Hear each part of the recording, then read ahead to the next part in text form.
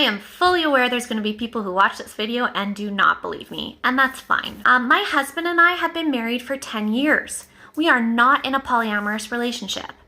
However, he is also spending time with 6 other women and 5 other men, so 12 of us in total. How's he doing that if we're not poly? Welcome to the world of being in a relationship with someone who suffers from dissociative identity disorder. This is HazyAndSlightlyDazey. She is a content creator that bases her whole personality on not having a single personality, but multiple. According to her and her relationship, she has 12 people following one man. And if antiquity has taught us anything, then that one man must be none other than Horus, the Egyptian sun god. Well, actually, scapegoat, Horus wasn't the sun god, that was Amun-Ra. Although technically true, later they merged and Horus became the sun god. And if you thought Jesus Christ was the one that I was talking about, you have to hit the like and subscribe button right now. Personally, I feel the best way to introduce any of these people is to let them introduce themselves. Hi, my name's Emily. I'm an alter in a D.I.D system. I realized that I had introduced myself on other platforms, but I hadn't really done an introduction on TikTok.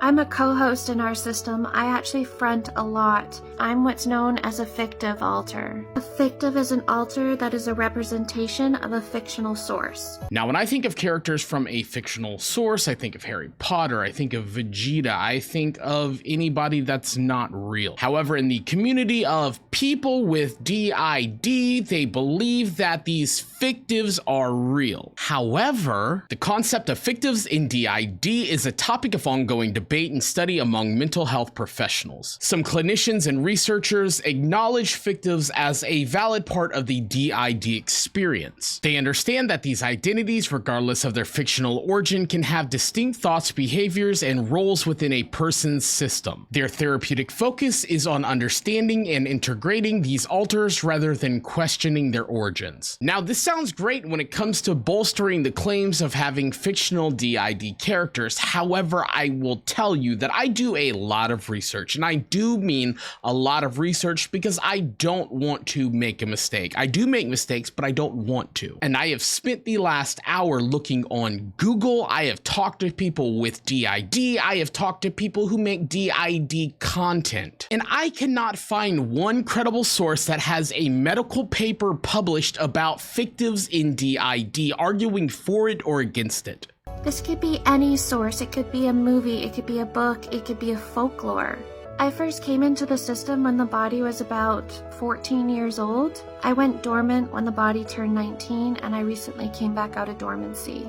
I understand that I might get a lot of hate on here for this, but I'm just gonna go with it. This is my source. I'm a fictive of Emily the Strange.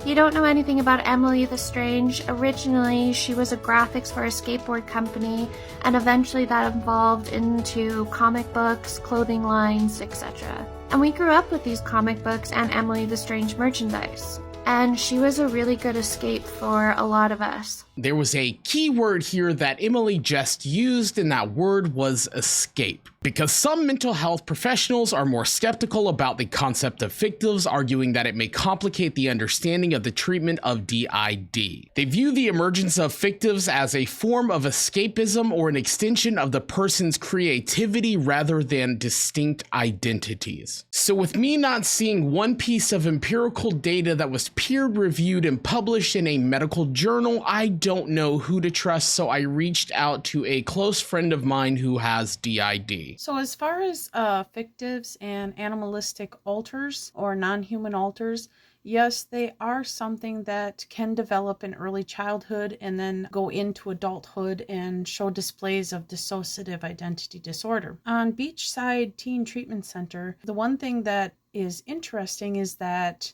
the doctors are looking into people that have D.I.D and how it's displayed on media. And it states here, a person with D.I.D is unable to switch alters on command. While it is possible to influence/force certain alters to front through certain triggers, D.I.D systems cannot switch.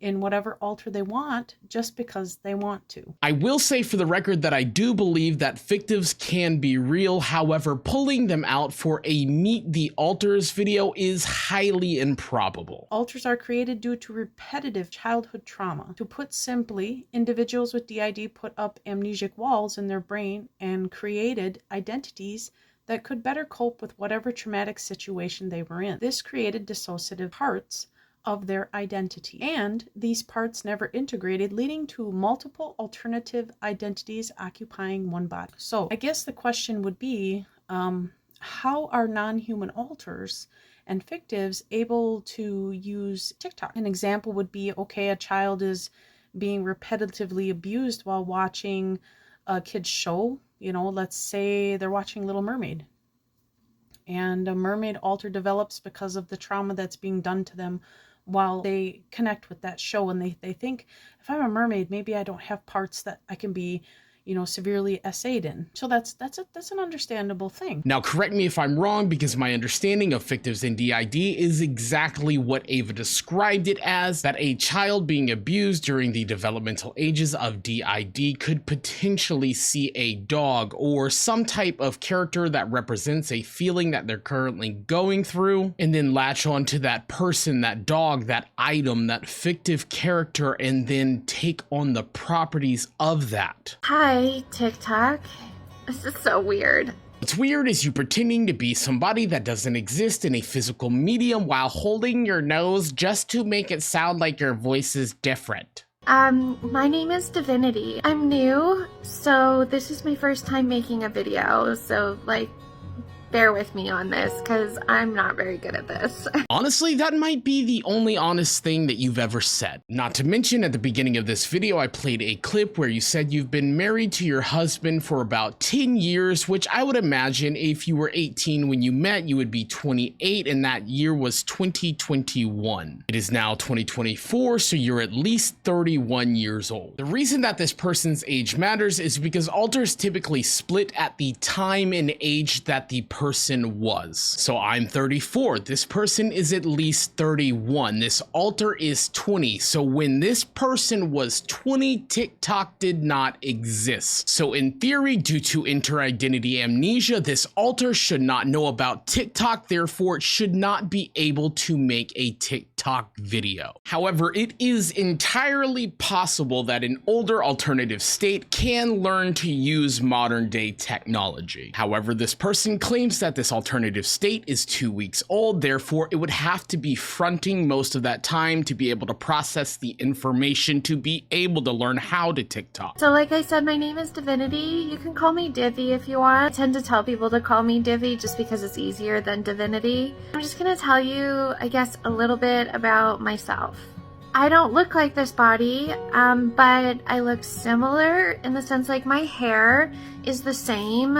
It's long on one side, a little bit longer than this on this side, but it's fairly close, except for I have really dark color on top and I have blonde underneath that kind of like peeks through. I wear glasses like the body, so I love that we wear glasses because it's kind of like a security blanket. Part number 2 that's important. This alter says they wear glasses like the body, the host, the person that this resides inside of. Now, not to compare this to D.I.D, but I am manic depressive. I am bipolar. I have been in a manic psychosis, in a mindset where I was a completely different being. I thought I was a divine being sent from heaven to reveal secrets to humanity. And no matter what mental state I was in, I still need my glasses to see. However, this person has found some way to use her inter-identity LASIK surgery to correct vision for alters that don't wear glasses. She just decides what class she's gonna roll that day, customizes the character, and then boots up, and welcome to the world of D.I.D. craft. Back when I used to play World of Warcraft, there was a parody song called "The Internet is for Corn." Now the internet is for faking dissociative identity disorder on TikTok. However, in this video, Ava is covering a trusted website when it comes to D.I.D and the fact that people are changing their outside appearance to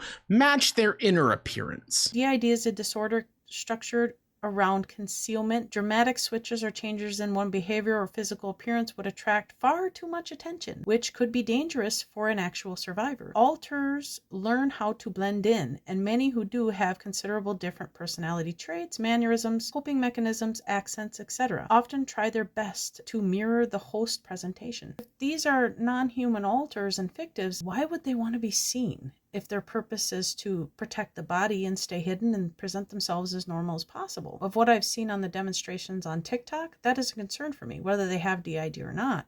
So the idea is not really to fake claim, but really it's to show the misrepresentation and the misinformation of the video itself. So even if this person wasn't faking it, which I strongly feel that they are at least being very disingenuous and doing harm by sensationalizing a stereotype of what D.I.D is. Not to mention, can we talk about how morally unethical it is to expose somebody that has been through violent trauma to the internet, where those people that initially did that trauma could be lurking in the shadows? Hi, my name is Lexi. I'm an alter in a D.I.D system. Everything that we've been doing lately, we've been so busy that I realized I had never done my redo of my intro video. We were redoing our intros so that new followers could kind of get to know some of us in our system. For whatever reason, I never ended up doing mine. So here we go. Like I said, my name is Lexi. My pronouns are she, her. I'm 23 years old. I have been in the system since the body was about 15 years old. So that was a really long time ago. I've been here for a long time. I'm not going to give you the exact years that I've been here because that'll just make us feel really old.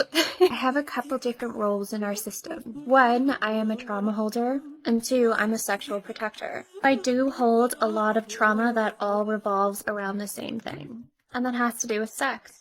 I'm sorry, there's no other way to say it. Which also actually does help me with being a sexual protector, because I'm able to know really quickly what is going to be okay for the body and what isn't going to be. How is one supposed to trust themselves or an alter when it comes to sexual trauma when they don't have a healthy outlook on sexual activities in the first place due to the trauma? Much like people who have been groomed tend to have a very unhealthy outlook when it comes to understanding what people need. In many cases, they think that sexual gratification equals love when it does not. My understanding of D.I.D would be like a child who grows up maybe in an alternative lifestyle. Maybe they're a little bit awkward, they're weird. They don't know it until someone points it out that they're not normal. And this conversation always leads to what is normal. Normalcy is a societal construct that we agreed on, that people have fabricated to keep a structure or semblance of civilization going over the years. It doesn't matter. Everything's a societal construct. As a matter of fact, trying to change the societal construct is constructing a new societal construct. And if you keep going down this path, eventually you end up on podcasts arguing about gay frogs and whether the government elite are cracking open babies for adrenochrome. You're gonna have to trust me on this one because I know. Let me tell you about the friend zone. The friend zone is a place that people put other people when they don't care about their feelings, and it's turning the frogs gay. I'm very aware of things that are going to trigger the body and things that won't.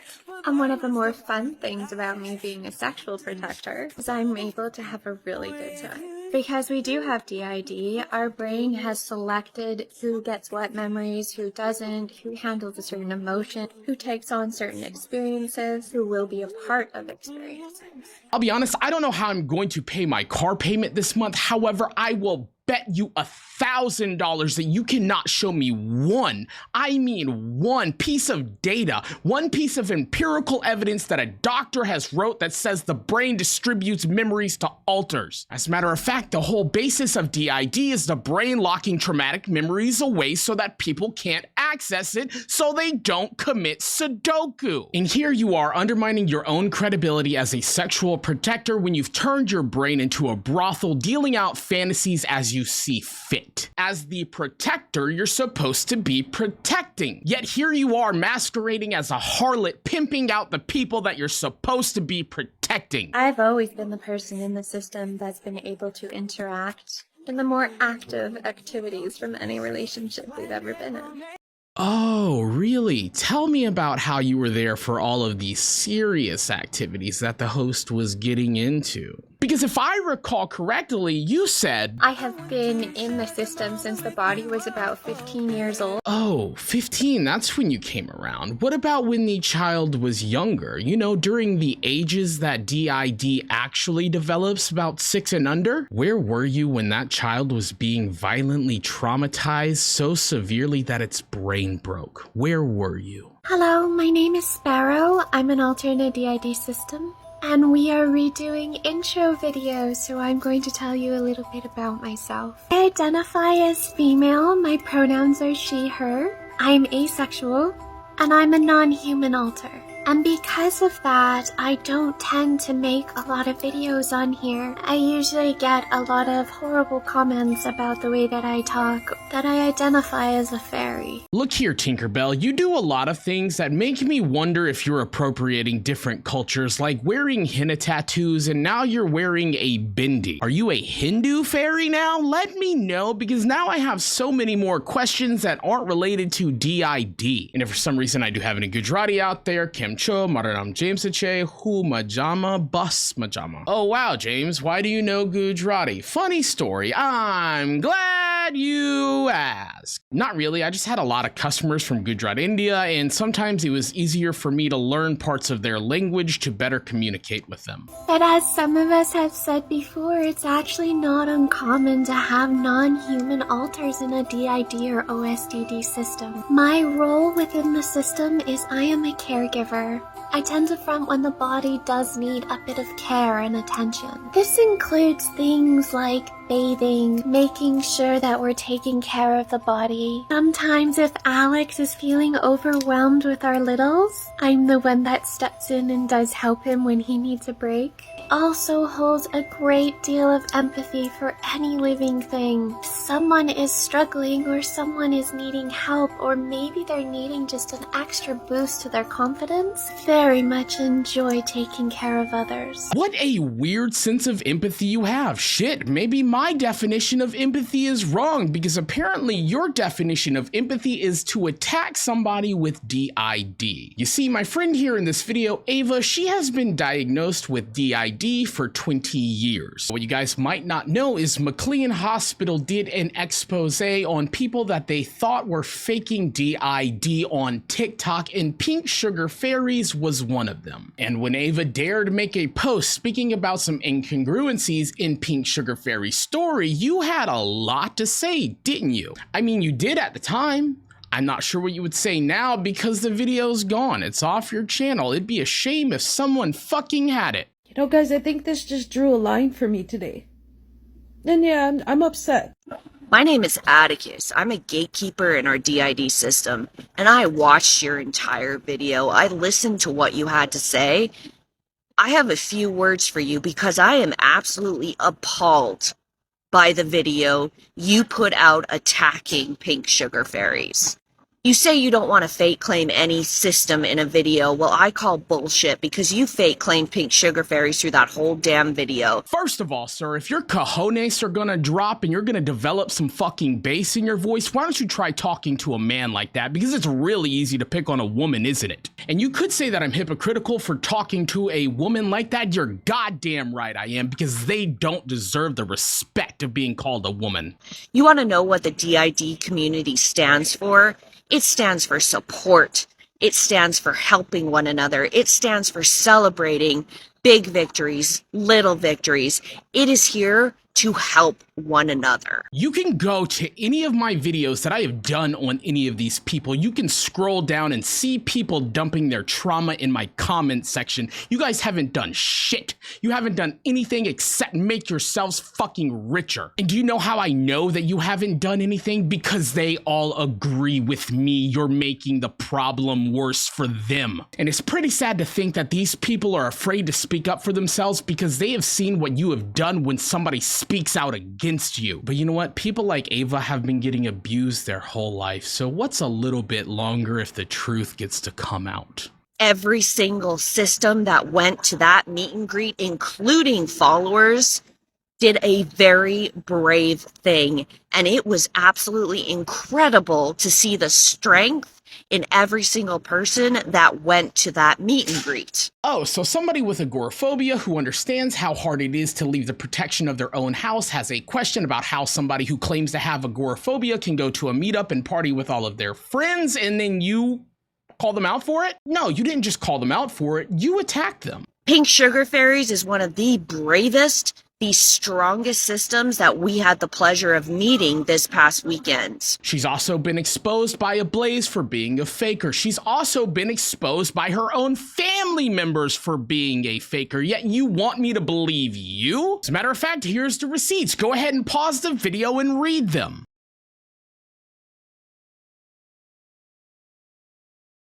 And you say you don't want to let this get away, well, we're not going to let you get away with the bullshit you spewed on your video. You need to think. You need to think before you speak. Your words hold value and they are hurting other people. You need to do better. Just fucking do better. Oh, do you want to say anything now? Is there anything you'd like to share with the rest of the class? You want to sit down on a Discord call and talk it out? I'll be more than happy to. There you can show me the proof that you have D.I.D. You can also show me the proof to all the other bullshit stories that you fucking claim. As a matter of fact, if you show me your D.I.D. diagnosis, I will be more than happy to take down this video and issue an apology. But I don't think that you will, because I don't think you have one, because personally, I don't think you have this disorder. And personally, what I would do right now if I was in your shoes and someone was poking around my business looking to expose me for the falsifications that I have made, I wouldn't say shit. I wouldn't acknowledge it. I wouldn't address it. I would just let it go away. Give it a couple weeks and it'll go away. My general rule when it comes to women, if they start the conversation by saying I'm an empath, they're a fucking narcissist. Please remember to be kind to yourself and others. Isn't that the system calling the kettle black? However, if the kettle was actually black, she'd probably try to appropriate that too. Hello, my name is Harlow. Is this what women think men dress like and look like and act like? You're giving off very Captain Jack Sparrow vibes. I need you to give more Jack Harlow vibes, yet your alter is Sparrow, yet your alter is Harlow. I don't know which one you can do. You're giving off very, I'm going to go drink coffee and discuss women's rights while subtly degrading them the whole time. It's giving very, I'm such a nice guy, why isn't she going to fuck me energy? That's because Wheaties only like the bad boys. I'm an alter in the D.I.D. system. We are redoing all of our intros so our new followers can kind of catch up on who we are. Alright, my pronouns are he, they. I'm a total demi boy. Go from either or. He, him, they, them. Take your pick. I'm cool. No, you're not. Despite what people say, I am not a child. I'm not a teenager. I'm 27 years old. It's giving very, I'm gonna be a mighty king, so enemies beware. It's giving very, Mom, I'm a big boy, I can do it myself. I have a heart and soul of a child. Where? In a jar in your basement? It rubs the lotion in its skin or else it gets the hose again. My roles in the system, I've got a few. I am a social alter and I'm also a trauma memory keeper. I don't really know if I'm a memory keeper or a trauma holder. I hold certain memories from a not so cool time in life. Yeah, I also hold the memories from this exact moment too. Over here trying to be Ronnie Radke, but looking like Ronnie Ratfeet. Like, bro, you got a whole altar dedicated to pimping you out, but you still get no bitches. None. Bro, when Lexi said that she was gonna turn you out for tricks, she didn't mean show people that you can solve a Rubik's Cube in 3 seconds. Shit, but while we're on the subject, I can solve a Rubik's Cube in 3 seconds if you know what I mean. That's a swing term for the quitterist. But I also hold a lot of memories of really fun things that we've done. I'm kind of like a social protector. I don't know if I'm actually a protector, but I like the word. Protector, definitely not. I would not go with that title because you're giving off very beta energy and not like like I'm a Sigma trying to little bro you, but I just don't want you to get your shit pushed in. This is like showing up to a sword fight with a pool noodle because you like the title samurai. It's not gonna be good unless maybe your name was Fiora from League of Legends using the pool party skin. However, your name is not Fiora, it's Harlow and not the good one. Hey yo, I'll pull up to the duel with a pool noodle. I got a drawing in my notepad. That's a cool doodle. Real rap shit, something you gotta deal with. When we're in a setting where we have to interact with a lot of people, maybe we're at a party or a gathering, even sometimes at work, like a social interaction that is a lot. It's when I tend to front. I don't mind interacting with people. Hey, hi, it's me, we the people. Please stop interacting with us. Thank you. Hell, I love it. I love to talk, I love to have a good time, I love to joke around, and I love to have fun. Do I get in trouble sometimes? I don't mean to, okay guys? Maybe just a little. This is giving very JoJo Siwa vibes. Let's spice it out. Let's invite one of my exes. Actually, now that I think about it, you messed with Ava. Now I'm messing with you. I guess karma's a bitch and you should have known better. Not like illegal stuff, it's more like stuff that later on Atticus has to be like, fuck, now I have to clean this up. It's like everybody else, other than Natasha. Do you know how I specifically know that you're from Wisconsin? It's because all of you Midwesterners have this accent. You all pronounce your ah sounds as a sounds. It's not Natasha, it's Natasha. Which explains so much as to why you're doing this, because there is fuck all to do in Wisconsin other than to make up stories about things that never happened. I feel like I'm playing GeoGuessr, the personality disorder version. Hi, my name is Alex. I'm an alter in a D.I.D system. Well, we're doing our intro... Fucking hell. We are redoing our intro videos. New followers can get to know all the alters a little bit better. Boring bootleg Russell Brand. Next. Hi, I'm Natasha. I'm professionally diagnosed with dissociative identity disorder. I can't actually remember if I ever did an intro video on here, but now that we're doing a little series, I thought I'd make one. I'm kind of actually impressed at how integrated you are by the fact that all your alters know exactly what the other one's doing without any hint of amnesia. It's beautiful. Great work in therapy. Is what I would say if I believed it. Pronouns are she, her. I've never been able to correctly label my sexual orientation. Whenever I think I found the correct label, it just ends up not feeling right. You should talk to Pillowfort System because they've got every fucking thing that you could possibly need. I am the host of our system. I am the one that identifies with looking like the body. I identify with the age. I'm 35 years old. In a lot of systems, hosts tend to be the alter that fronts the most often. But in our case, it's not. I don't front the most often. Co-hosts Nitra and Cricket tend to front more than I do. How bad does your opinion of yourself have to be that you believe that a Cricket could do a better job at being you than yourself? Then again, the Cricket from Mulan's pretty good. So, you know, maybe not a bad choice. Maybe not a bad choice. I do front quite a bit around my husband, Neil. That's him right there.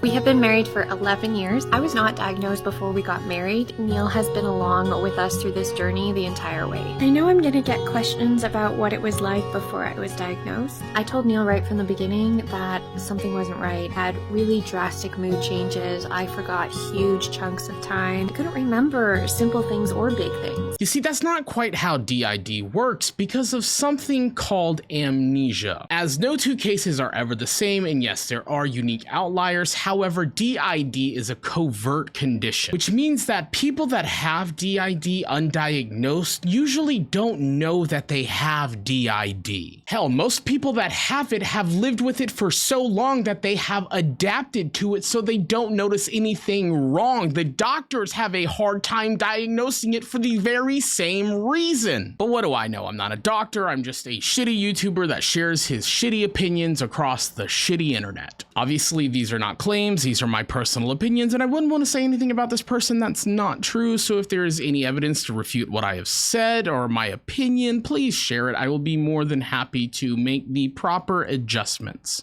To HazyAndSlightlyDazey, also known as the Magenta System, welcome to the fucking petting zoo.